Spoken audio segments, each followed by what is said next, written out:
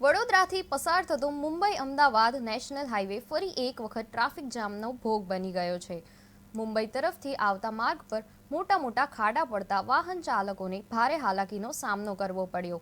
આજે મળતી માહિતી મુજબ 5 કિલોમીટર લાંબો ટ્રાફિક જામ સર્જાયો હતો, જેમાં વાહન ચાલકો લગભગ 1.5 કલાક સુધી ફસાયેલા રહ્યા।